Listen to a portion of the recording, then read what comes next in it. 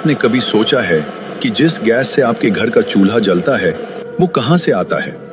आज मैं आपको एक ऐसे सफर के बारे में बताऊंगा जो समुद्र के बीच से शुरू होता है और सीधा आपके किचन तक पहुंचता है। ये है लिक्विफाइड नेचुरल गैस यानी LNG की इनक्रेडिबल जर्नी। एक छोटा सा मॉलिक्यूल जो थाउजेंड्स ऑफ किलोमीटर्स ट्रैवल करता है सिर्फ आपके घर तक पहुंचने के लिए।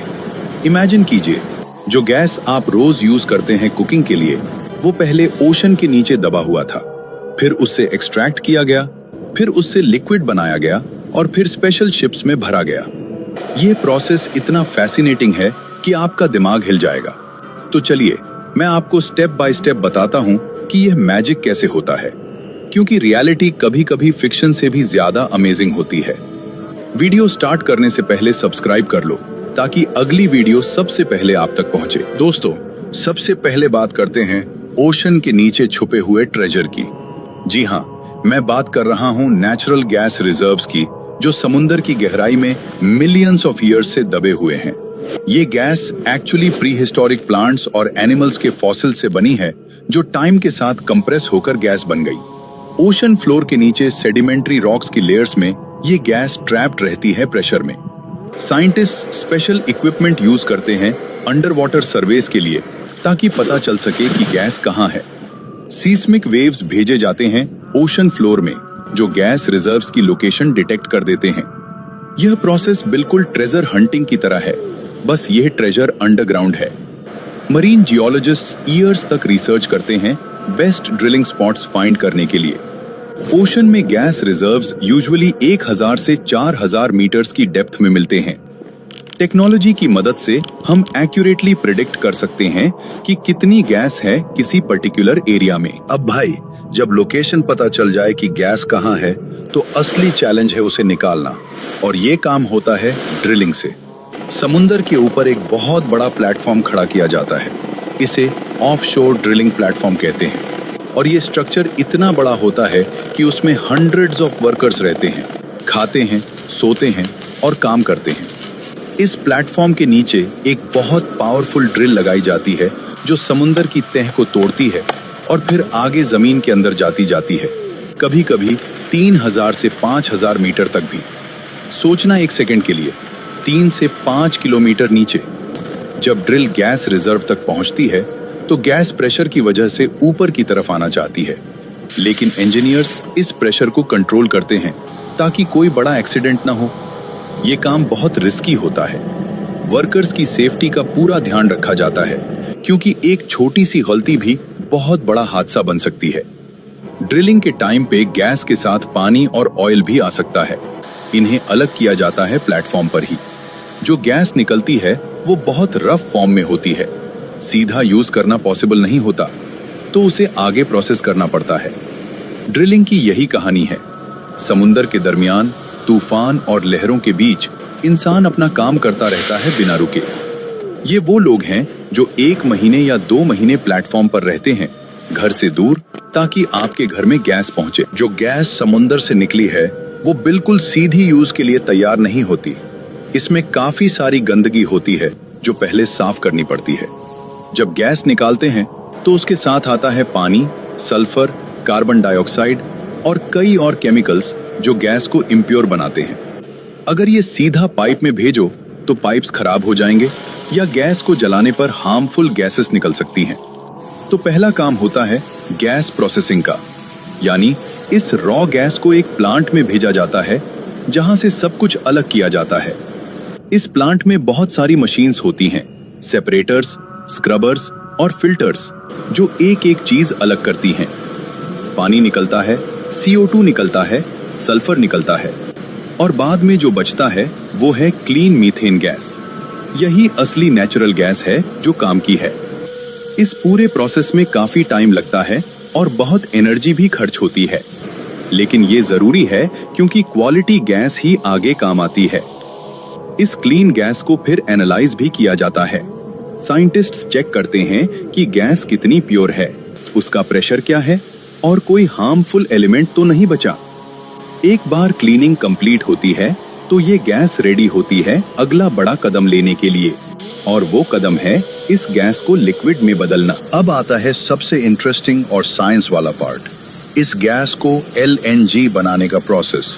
और LNG का मतलब है लिक्विफाइड नेचुरल गैस। भाई सोचो, एक नॉर्मल गैस जो हवा में फैली होती है, अगर उसे बहुत ज्यादा ठंडा करो, मतलब -162 डिग्री सेल्सियस तक, तो वो गैस लिक्विड बन जाती है। ये एक बहुत बड़ा साइंस का करिश्मा है।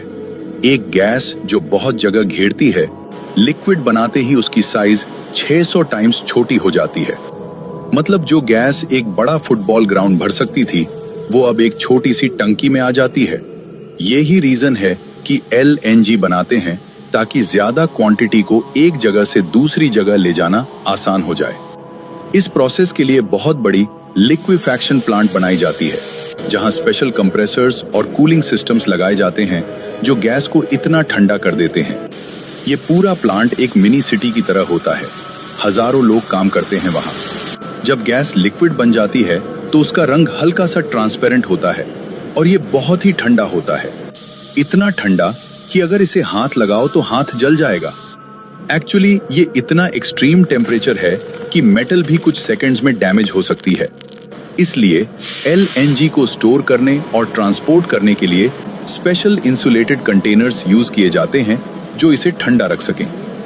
ये लिक्विफैक्शन प्लांट अक्सर वहां होती है जहां गैस निकाली जाती है, ताकि सीधा LNG बना के शिप करो। अब गैस लिक्विड बन गई। अब इसकी जर्नी का सबसे एडवेंचरस हिस्सा शुरू होता है। गैस लिक्विड बन चुकी है और अब इसे एक देश से दूसरे देश तक ले जाना है, और इसके लिए यूज होती हैं LNG कैरियर शिप्स। ये सिर्फ और सिर्फ LNG ढोने के लिए स्पेशली डिजाइन की गई जायंट शिप्स होती हैं। सबसे पहले होता है लोडिंग का काम। LNG को एक स्पेशल लोडिंग टर्मिनल पर बड़े इंसुलेटेड पाइप्स के जरिए -162 डिग्री के साथ सीधा शिप के अंदर डाला जाता है, और ये काम 12 से 24 घंटे तक चलता है, क्योंकि इतने ठंडे लिक्विड को बहुत स्लोली ट्रांसफर करना पड़ता है। जब शिप पूरी लोड हो जाती है तो क्रू हर चीज चेक करता है। प्रेशर, टेम्परेचर, लीकेज सब ग्रीन होने के बाद ही शिप पोर्ट छोड़ती है।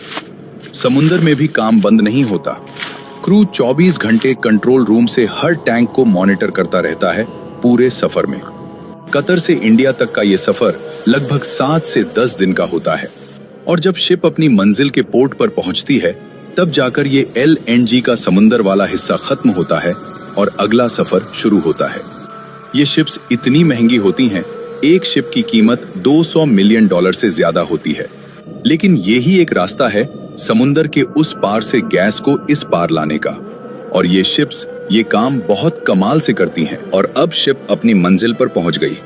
मतलब जो भी देश गैस इंपोर्ट कर रहा है, वहां का पोर्ट आ गया, और अब शुरू होती है इस सफर की लास्ट इनिंग्स। जब शिप पोर्ट पर आती है तो LNG को अनलोड करके बड़े बड़े ऑनशोर टैंक्स में रखा जाता है। ये टैंक्स इतने बड़े होते हैं कि एक टैंक में एक छोटे शहर की गैस की जरूरत पूरी हो सकती है। अब इस LNG को वापस गैस में बदलना पड़ता है। इस प्रोसेस को कहते हैं रीगैसिफिकेशन, मतलब लिक्विड से वापस गैस बनाना। इस प्रोसेस में LNG को धीरे धीरे गर्म किया जाता है, -162 से उठाकर नॉर्मल टेम्परेचर तक, और जैसे ही ये गर्म होती है, ये लिक्विड से गैस बन जाती है। ये प्रोसेस रीगैसिफिकेशन टर्मिनल में होती है, जो पोर्ट के पास ही होती है। जब गैस बन जाती है तो इसे डायरेक्टली पाइपलाइंस में भेजा जाता है। ये पाइपलाइंस जमीन के अंदर होती हैं और एक बड़े नेटवर्क की तरह पूरे शहर और कॉलोनी में फैली होती हैं। जब गैस पाइपलाइन में आती है तो पहले सिटी गेट स्टेशनों आते हैं, जहां गैस का प्रेशर चेक होता है और रिड्यूस किया जाता है, क्योंकि गैस का ओरिजिनल प्रेशर बहुत ज्यादा होता है, सीधा घर नहीं भेज सकते। फिर डिस्ट्रीब्यूशन पाइपलाइंस से गैस लोकल एरियाज में जाती है, और वहां से CNG स्टेशनों और घर और फैक्ट्रीज सब जगह पहुंचती है। और जब तुम अपने घर का चूल्हा जलाते हो, गैस की जो ब्लू फ्लेम निकलती है, वो ही है उस समुंदर की गहराई की गैस जो इतना लंबा सफर करके आपके पास आई है। ये